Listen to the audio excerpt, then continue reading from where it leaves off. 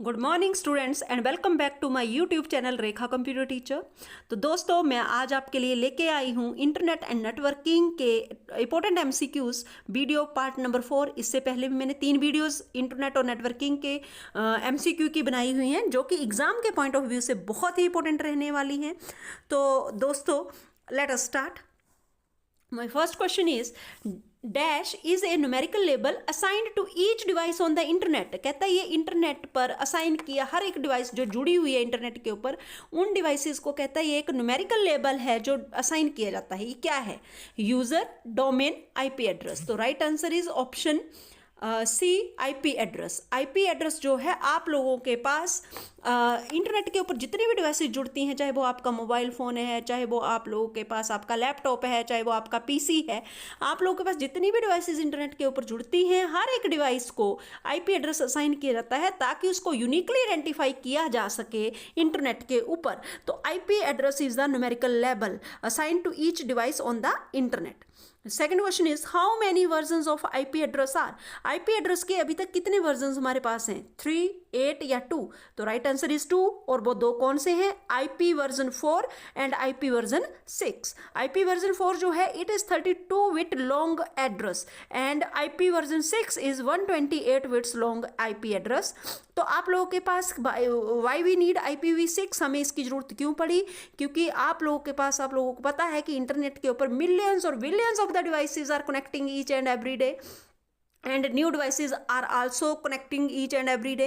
सो आप लोगों के पास IPv4 जो है वो अभी आप लोगों के पास उसके पास स्पेस कम बचा है, इसलिए IPv वर्जन 6 जो है वो आप लोगों के पास इन्वेंट किया गया है for providing the IP address to every device. Next question is which of these is not a cyber crime.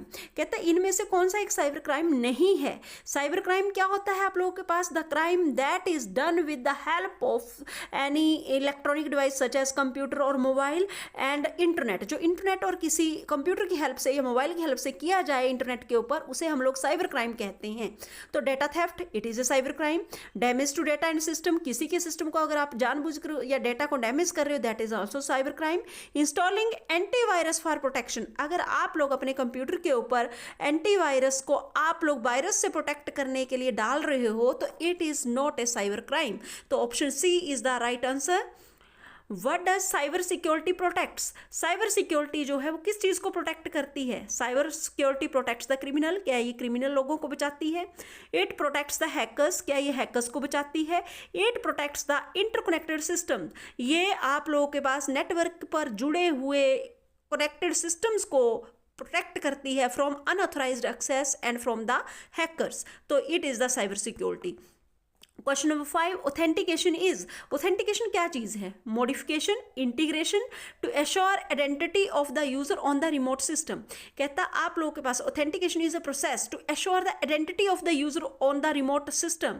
ये चेक करती है कि जो यूजर नेटवर्क की सेवाओं को यूज करने जा रहा है is he eligible for that, मतलब क्या वो इसके लिए एलिजिबल है भी या नहीं है, वो ऑथराइज्ड यूजर है भी या नहीं है, इसको हम लोग क्या कहते हैं? ऑथेंटिकेशन कहते हैं। Next is ISP stands for. ISP का पूरा नाम क्या है? Internet security protocol, internet search platform या इंटरनेट सर्विस प्रोवाइडर। तो right answer is option C, internet service provider. एक ऐसा प्रोवाइडर जो आपको इंटरनेट की सुविधाएं प्रदान करता है उसे हम लोग कहते हैं internet service provider. For example आप लोगों के पास जियो है, एयरटेल है, BSNL है, these all are the internet service providers जो आपको इंटरनेट की सेवाएं प्रदान कर रहे हैं। Question number 7 is cyber crime that involves harassing, threatening and targeting individual online is. कहता है कि इस एक प्रकार का ये साइबर क्राइम है जिसमें आप लोग लोगों को हैरेस करते हैं ऑनलाइन या उनको धमकियां देते हैं ऑनलाइन, या फिर आप लोग किसी को टारगेट कर रहे हैं ऑनलाइन। तो इस साइबर क्राइम को हम लोग किस कैटेगरी में रखते हैं? Hacking, cyber bullying, phishing. तो right answer is option C, B, cyber bullying. Next is knowing the password of the user for hacking is called. कहता आप लोग किसी यूजर का पासवर्ड धोखे से अगर आप लोग जान लेते हो फॉर हैकिंग द सिस्टम, तो इसको आप लोग क्या कहते हैं? स्पैमिंग, साइबर स्टॉकिंग या स्पूफिंग। तो आप लोग के पास right answer is option C, spoofing. Spoofing is the right answer. अगर आप लोग किसी का पासवर्ड जो है उसके सिस्टम को हैक करने के लिए कर रहे हो तो it is known as spoofing. UPI stands for, UPI का पूरा नाम क्या है? आप लोग गूगल पे, फोन पे यूज करते हैं तो उसमें आप लोग यूपीआई टर्म को बार बार से सुनते समझते हैं। तो यूपीआई है क्या? Unified payment interface, unique payment interface, unique payment interaction, unified payment interface. तो option C is the right answer, unified payment interface.